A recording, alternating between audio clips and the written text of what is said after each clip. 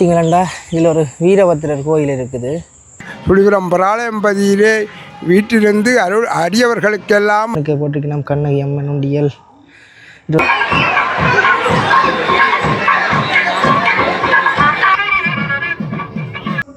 சுழிபுரம் வடக்கு ஆறுமுக வித்தியாலயம். இதுதான்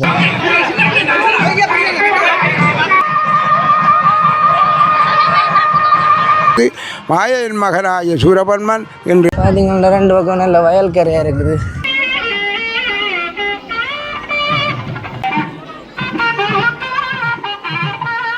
நாங்கள் இப்போ இங்கே போய் கொண்டிருக்கோம். இப்போ நாங்கள் சூரன்பூர் பார்க்குறதுக்காக வேண்டி பரவாயில்ல முருகன் கோயிலுக்கு போய் கொண்டிருக்கிறோம். நாங்கள் இப்படியே தொடர்ச்சியாக பயணிச்சு கோயிலுக்கு போய் கோயிலை சுற்றி எல்லாம் காட்டி அப்படியே சூரன்பூர்லேயும் கலந்து கொள்ளும். வாங்க ஃப்ரெண்ட்ஸ், காணொலிக்குள்ளே போகலாம். வீடியோ பார்க்குறதுக்கு முதல் எல்லாம் லைக் பண்ணி ஷேர் பண்ணி சப்ஸ்கிரைப் பண்ணி உங்களோட ஆதரவை தாங்கோ. உங்களோட ஆதரவை தொடர்ந்து தாங்க. அங்கே நிற்கிறேன்னு பார்த்தீங்கன்னா சத்தியக்காடு சந்தை அடியில் நிற்கிறேன். இப்போ நாங்கள் பரவாயில்லைக்கு தான் போய் கொண்டிருக்கோம். பரவாயில்ல முருகன் கோயிலண்டை சூரன்பூர் பார்க்க போய் கொண்டிருக்கோம். பாருங்க, பொதுச்சந்தை சத்தியக்காடு.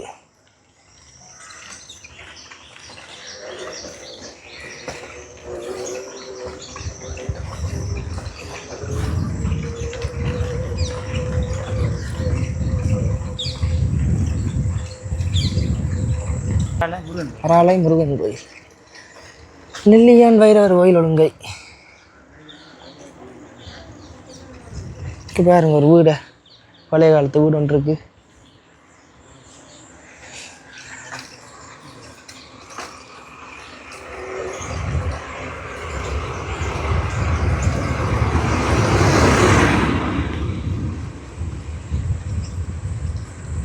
அப்படியே வந்தால் இதில் காளி கோயில் வீதின்னு ஒரு வீதி போகுது. நாங்கள் பரவாயில்லைக்கு போகிறதால இந்த ரோட்டால் போகிறோம்.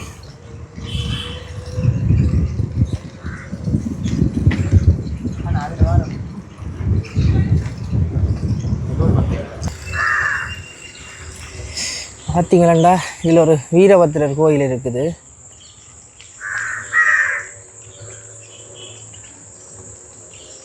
இதுதான் அந்த வீரபத்திரர் கோயில்.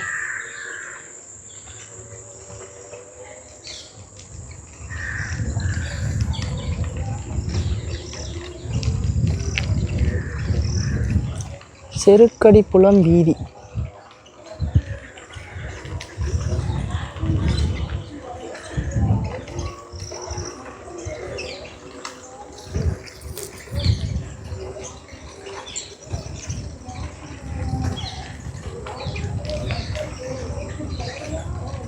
இங்கே பாருங்க, சுழிபுரம் கிழக்கு அஞ்சல் அலுவலகம். இங்கே ஒரு போஸ்ட் ஆஃபீஸ் இருக்குது சுழிபுரம் கிழக்கு.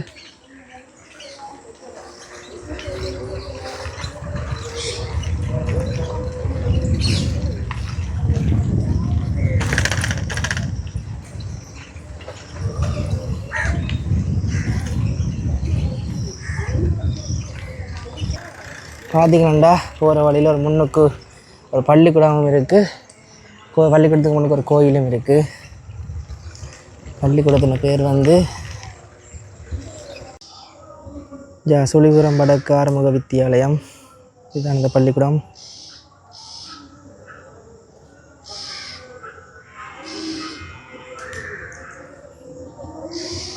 இந்த கோயில் கண்ணகி அம்மன் கோயில். பாருங்க, முன்னுக்கே போட்டிருக்கணும் கண்ணகி அம்மன் உண்டியல். இதுதான் கோயில்.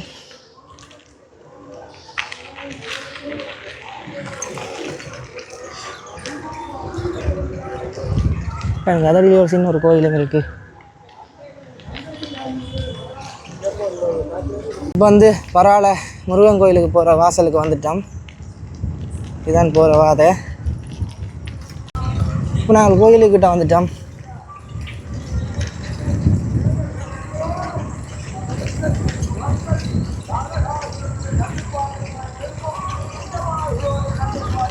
சூரன்பூர் தொடங்கிட்டேன் நினைக்கிறேன். போய் பார்ப்போம். பார்த்தீங்கன்னா 2 பக்கம் நல்ல வயல்கரையாக இருக்குது.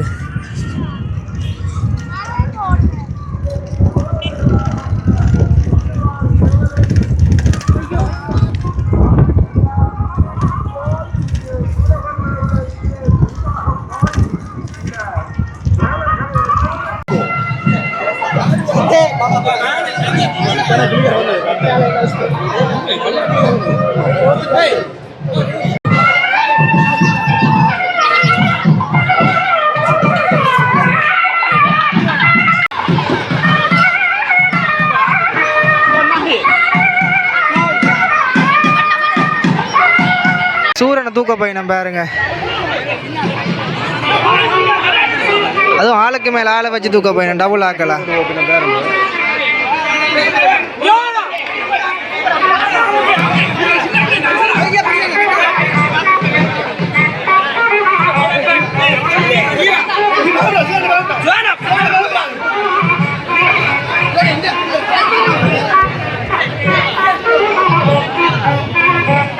இது வந்து இது கோயிலை சுத்தாதோ? இது கோயிலை சுத்தாது போல நடக்குது. முன்னுக்கு வச்சு தானே அந்த சாமியை மட்டும் சுற்றி சூரன் ஆட்டினோம். ஆனால் சில ஆலயங்களை பார்த்தீங்கன்னா கோயில் சுற்றி வேற ஆட்டிக்கணும். ஆனால் இந்த ஆலயத்தில் வித்தியாசமாக இருக்குது.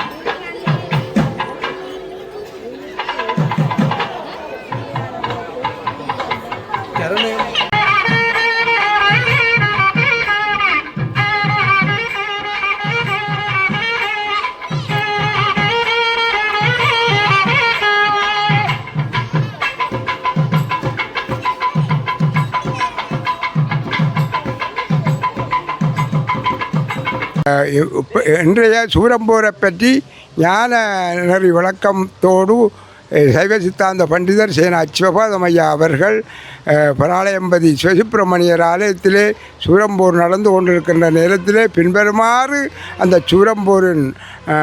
சூரம்போரை முப்பொருள் உண்மை விளக்கத்தோடு தொடர்படுத்தி பின்வருமாறு சொல்லத் தொடங்குகின்றார். எப்படி என்றால், சுழிபுரம் பராலயம்பதியிலே வீட்டிலிருந்து அடியவர்களுக்கெல்லாம் அருள் பாலிக்கின்ற சிவசுப்பிரமணிய பெருமான் ஆலயத்திலே இப்போது சூரம்போர் நடந்து கொண்டிருக்கின்றது.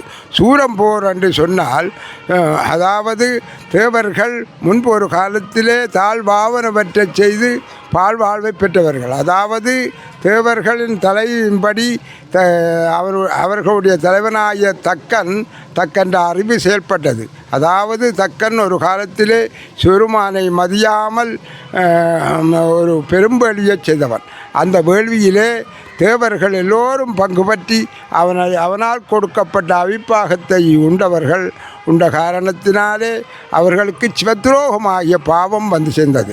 இந்த வேள்விக்கு தசிஜி முனிவர் முதலான பெரிய முனிவர்கள் ஒருவரும் பங்கு பெற்றவில்லை. இரண்டால் பாவம் கூடிய வேள்வி என்று சொல்லி அவர்கள் இதில் பங்கு பெற்றவில்லை. ஒரு நாள் தசிஜி முனிவர் வேள்வி நடந்து கொண்டிருக்கின்ற நேரத்திலே வந்து தக்கனை பார்த்து, தக்கனே, உனக்கு இவ்வளவு வளங்களையும் தந்தவர் சிவருமான். வேதங்களிலே என்ன விதிமுறைகள் சொல்லப்பட்டிருக்கின்றது என்பதை முன்பு அறிந்த நீ ஆதலால் சிவருமானை முன்னிலைப்படுத்தி அவருக்கு கொடுக்க வேண்டிய முதலவிப்பாகத்தை கொடுத்து இந்த வேள்வியை செய்வாயாக. அவ்வாறு வேள்வியை செய்யாவிட்டால் உனக்கு பெருந்துன்பம் வரும் என்று கூறினார்கள். இவ்வாறு கூறியதையும் கேளாமல் தக்கன் சிவருமானை மதியாமல் வேள்வியை தொடர்ந்து செய்தான். அப்போது தசிசி முனிவர் கோபம் கொண்டு தக்கனையும் அங்கே உள்ள தேவர்களையும் அந்தணர்களையும் பார்த்து பின்வருமாறு சாபமிட்டார். அதாவது சிவருமானை மதியாமல் செய்கின்ற இந்த வேள்வியிலே தேவர்களே, நீங்கள் பங்கு பற்றி அவனால் கொடுக்கப்படுகின்ற அபிப்பாகத்தை உண்ட நீங்கள், அதனால் உங்களுக்கு சிவத்துரோகமாகிய பாவம் வந்து சேர்ந்தது. அந்த பாவம் காரணமாக நீங்கள் 108 யுகம் சூரபன்மனுடைய கட்டுப்பாட்டுக்குள் தங்கி அவருடைய பணிகளை செய்து அழுதழுது பால்வாழ்வு வாழ்வீர்களாக என்று சொல்லி சாபப்பட்டார். அந்த சாபம் காரணமாக தேவர்கள் சூரபன்ம மாயைக்கும் காசிப முனிவருக்கும் பிள்ளைகளாக பிறந்த தாரகாசுரன், சிங்கமாசுரன் சூரபன்மனுக்கு சூரபன்மனுடைய காசிப முனிவருக்கும் மாயைக்கும் பிள்ளைகளாக பிறந்தவர்கள் தாரகாசுரன், சிங்கமாசுரன், சூரபன்மன். அவ்வாறு இந்த 3 அசுரர்களின் கட்டுப்பாட்டுக்குள்ளே இருந்து அவர்கள் சொல்லுகின்ற பணிகளை எல்லாம் செய்து அழுதழுது வாழ்ந்தவர்கள். வாழ்ந்து தாங்க முடியாமல் ஒரு நாள் பிரமா விஷ்ணு முதலிய தேவர்கள் இந்திரன் முதலிய தேவர்கள் எல்லோரும் ஒன்று கூடி கைலாசமலைக்கு சென்று சிவருமானை கண்டு, பெருமானே, இப்பொழுது எங்களை காசிப முனிவரின் பக்கம் பிள்ளைகளான தாரகாசுரன், சிங்கமாசுரன், சூரபன்மன் 3 அசுரர்களும் எங்களுக்கு பெருந்துன்பத்தை செய்கின்றார்கள். நாங்கள் சொர்க்கலோகத்திலே இருந்து வாழவும் முடியாமல் இருக்கின்றது. எங்களை காப்பாற்றும் பொறுப்பு உங்களுடையதே என்று சொன்னார்கள். அப்போது சிவருமான் சொன்னார், தேவர்களே, நீங்கள் அஞ்சாதீர்கள். எமக்கு ஒரு புத்திரன் வந்து பிறப்பான். அந்த புத்திரன் வந்து இந்த அசுரர்கள் எல்லோரையும் அழித்து உங்களையெல்லாம் அவர்களுடைய கட்டுப்பாட்டுக்குள் அமைகின்ற சிறைச்சாலையிலிருந்தும் நீக்கி பழைய சொர்க்கலோகத்தை உங்களுக்கு தந்தருள்வார் என்று சொன்னார். சொன்ன நேரத்திலே சிவருமான் தனது ஈசானன் தற்புருஷமாகூரம் பாமதேவம் சத்தியோதம் அதோமுகம் என்று சொல்லப்படுகின்ற 6 முகங்களிலிருந்து 6 பொறிகளை உண்டாக்கினார். அந்த 6 தீப்பொறிகளையும் முதலிலே வாயுதேவன் தாங்கி கொண்டு சென்றான். பின்பு அக்கினிதேவன் வாங்கி கொண்டு சென்றான். அக்கினிதேவன் தாங்கியதை கங்காதேவி தாங்கி கொண்டு சென்று சரவணப்புகையிலே விட்ட நேரத்திலே அருவமும் உருவமாகி அனாதியாய் பலவாயொன்றாய் பிரமமாய் நின்ற சோதி பிளம்பதோர் மேனியாக கருணைகூர் முகங்களாரும் கரங்கள் 12 கொண்டே ஒரு முருகன் சரவணப்புகையிலே உதித்தார். அந்த முருகனை கைலாசமலையிலே உள்ள சிவருமான் சிவபிராட்டியும் தூக்கி கொண்டு வந்து தங்களுடைய சரணப்பைக்கு வந்து தூக்கி கொண்டு மீண்டும் கைலாசமலையிலே உள்ள ஆலயத்துக்கு கொண்டு போய் சேர்த்து தங்கள் இருவருக்கும் நடுவிலே இருத்தினார்கள். அவர்கள்தான் அன்று தொடக்கம் அவர்களுக்கு சோமாஸ்கந்தர் என்ற பெயர் பெற்றது. பின்பு சுருமான் ஒரு நாள் முருகப்பெருமானுக்கு ஞானாசக்தியாகிய வேலாயத்தை படைத்து கொடுத்து, எனது அன்புக்குரிய மகனே நீர் அத்துடன் படைத்து கொடுத்தும் 2000 பூதகணங்களையும் படைத்து கொடுத்து, அடுத்துடன் 109 வீரவாகுதேவர் முதலான வீரர்களையும் படைத்து கொடுத்தார். கொடுத்த நேரத்திலே முருகப்பெருமான் இந்த வீரர்களோடு யுத்த களத்துக்கு சென்றார். முதல் நாள் 2ஆம் 3ஆம் நாத்து யானை முகம் போன்ற முகத்தை உடைய தாரகாசுரனோடு போர் செய்தார். போர் செய்த நேரத்திலே தாரகாசுரன் பல மாயச்சூழ்ச்சிகளை பூதப்படையினருக்கும் 109 வீரர்களுக்கும் செய்தான். இறுதியாக அவன் இலவுஞ்சமலைக்குள்ளே போய் உள்ளட்டான். இலவுஞ்சமலைக்குள்ளே உள்ளட்ட தாரகாசுரனை பின்தொடர்ந்து இந்த 109 வீரர்கள், அதாவது வீரவாகுதேவர் முதலான வீரர்கள் பின்தொடர்ந்து சென்றார்கள். தொடர்ந்து சென்ற போது தாரகாசுரன் அந்த கிரவுஞ்சமலை குகைக்குள்ளே அவர்களை வரவழைத்து அந்த கிரவுஞ்சமலை மூலம் அவர்களுடைய அறிவை மயக்கி அவர்கள் புணமாக கிடக்கும்படி செய்தார்.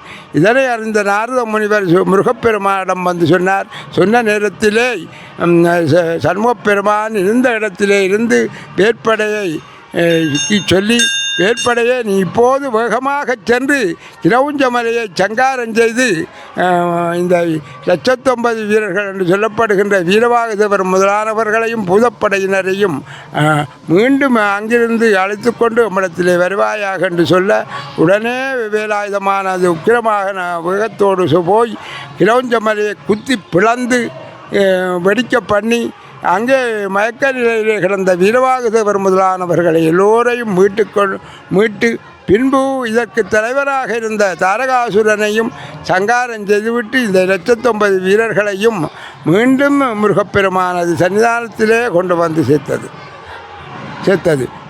இதற்கு பின்பு சிங்கமாசுரனுடைய சேர்த்தார்கள். பின்பு மாயாபுரம் என்று சொல்லப்படுகின்ற அந்த தாரகாசுரனுடைய நகரத்தில் இருந்த சிறைச்சாலையிலே உள்ள தேவர்களையும் முருகப்பெருமான் நீக்கி தனது சன்னிதானத்துக்கு வர பண்ணினார். இதே தன்மையைப் போல சிங்கமாசுரனோடும் முருகப்பெருமான் போர் செய்து சிங்கமாசுரனுடைய கட்டுப்பாட்டுக்குள் இருந்த வீரர்களையும் தேவர்களையும் நீக்கி தன்னுடைய சன்னிதானத்துக்கு வர பண்ணி மீண்டும் சிங்கமாசுரனை சங்காரம் செய்தார். பின்பு கடைசியாக சூரபன்மனோடு போர் செய்தார். சூரபன்மன் பல மாய வடிவங்களை எடுத்துக்கொண்டு முருகப்பெருமானுக்கு அணுகினான்.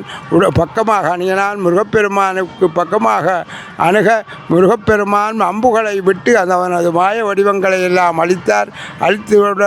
உடனே சொன்னார் சூரபன்மனை பார்த்து, சூரபன்மனே, நீ இவ்வளவு நேரமும் அளவில்லாத மாய வடிவங்களை எல்லாம் எடுத்துக்கொண்டு எனக்கு முன்பாக தோன்றினாய்.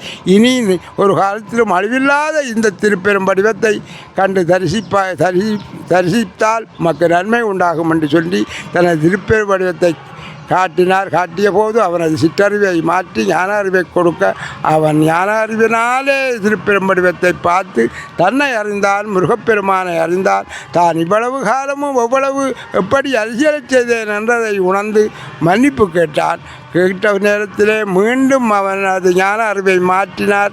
அழுதி தனது திருப்பெரும் வடிவத்தையும் மாற்றி சிற்றறிவுடையவனாக செய்தார். உடனே சூரபன்மன் ஒரு இருள் வடிவம் கொண்டு அதுக்குள்ளே மறைந்து நின்று தேவர்களை பிடித்து விழுங்க வந்தான்.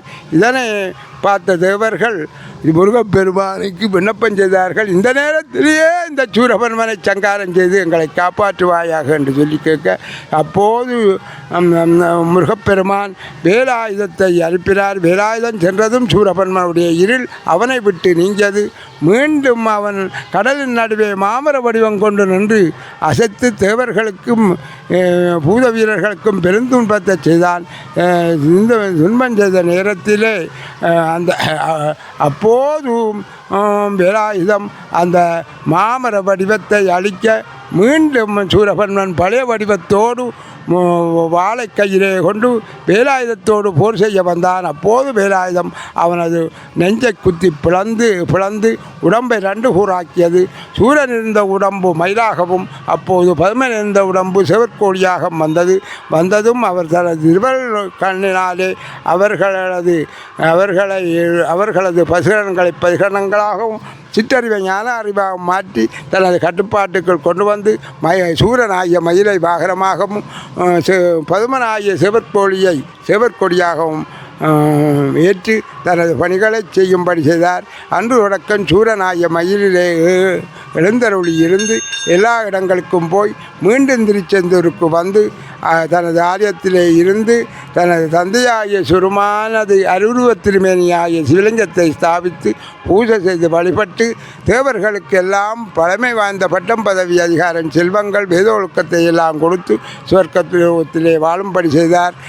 அன்று தொட்டு இந்த பூமியிலே உள்ள சிவராய்கள் எல்லாம் நல்ல வாழும்படி திருவருள் செய்த வண்ணம் இருந்தார். அப்படியான முருகன்தான் இன்று பராலயம்பதியிலே எழுந்தருளி இருந்த அடியார்களுக்கு அருள்பார்த்து கொண்டு அடியார்களுடைய அகப்பிரபஞ்சம் புறப்பிரபஞ்சத்திலே உள்ள அசுரத்துவங்களை அழித்து தனது கட்டுப்பாட்டுக்குள் கொண்டு வருவதற்காகத்தான் பராலயம்பதி சிவசண்முகநாத பரமேஸ்வர பெருமான் சூரம்போரச் செய்கின்றார். அந்த சூரம்போரை இன்று நாங்கள் காண்பதற்கு எத்தனை பிறவிலே புண்ணியம் செய்தோமோ தெரியாது என்று நாங்கள் அதிசயப்படக்கூடியதாக இருக்கிறது. இந்த சூரம்போரும் என்பது தீயவை புரிந்தாரேனும் குமரவேள் திருமொன்றிற்றால் தூயவராகி மேலத்தோல் கதி அடைவருங்கள் ஆயவும் வேண்டுங்கொள்ளோ அடிசமரின் செய்த மாயாவின் மகனமன்றோ அருள் பெற்று வரம்பிலா அருள் பெற்றிருந்தார். அதாவது மாயையின் மகனாகிய சூரபன்மன் இன்றைய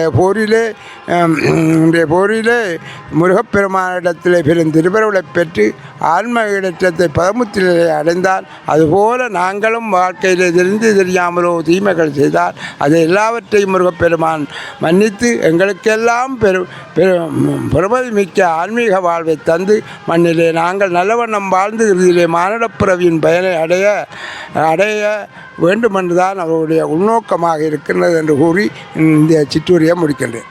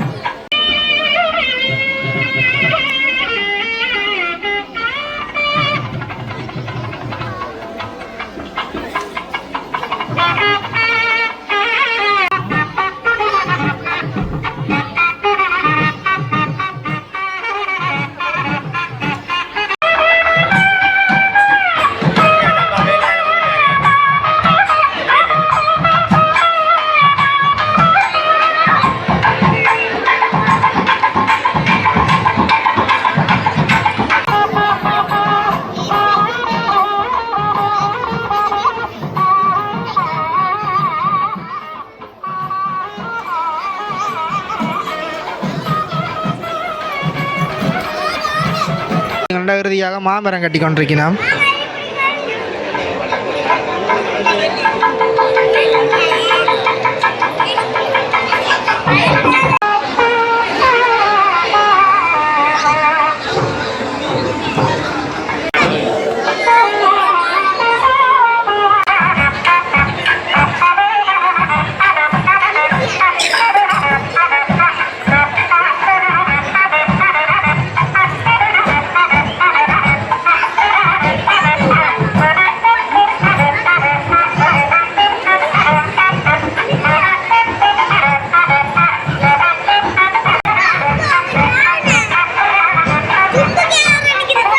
அதாவது சூரபத்மண்ட இறுதி உருவம் தான் இந்த மாமரம்.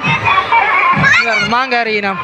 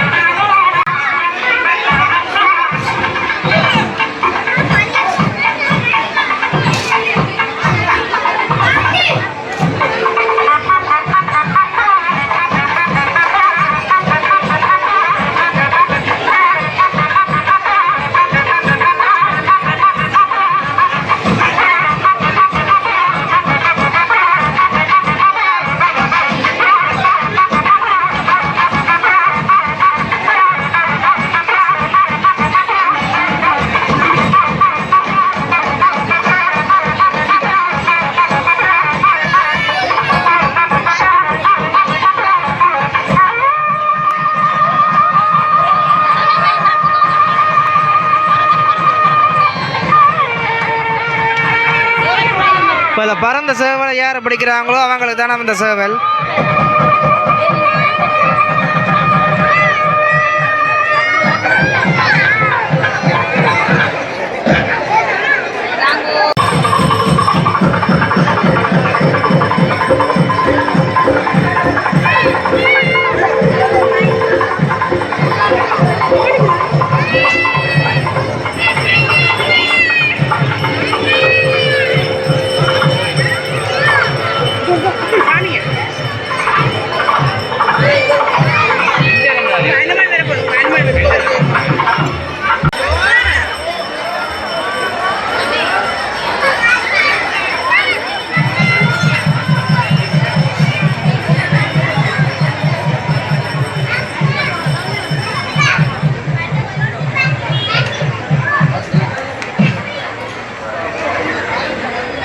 நாங்கள் வந்து சூரன் போர் பார்த்து முடிஞ்சு போய் கொண்டிருக்கோம். வீடியோ முழுசாக பார்த்துருப்பீங்க. வந்து நாங்கள் வந்து வர்றது கொஞ்சம் பிந்திட்டதாக 2 தலை விழுந்துட்டு அதுக்கு பிறகு தான் முழுசாக எடுத்துருக்கோம் வீடியோவை. ஸ்கிப் பண்ணால் பாருங்கள், உங்களுக்கு ஒரு வித்தியாசமான அனுபவமாக இருக்கும். வீடியோவை மறக்காமல் லைக் பண்ணி ஷேர் பண்ணி மறக்காமல் சப்ஸ்கிரைப் பண்ணி எங்களுக்கு ஒரு ஆதரவை தொடர்ந்து கேட்டாங்க. நீங்கள் பண்ணுற ஒவ்வொரு சப்ஸ்கிரைப் இருந்தால் நாங்கள் வீடியோ போடுறதுக்கு மோட்டிவேஷனாக இருக்கும். நன்றி, வணக்கம்.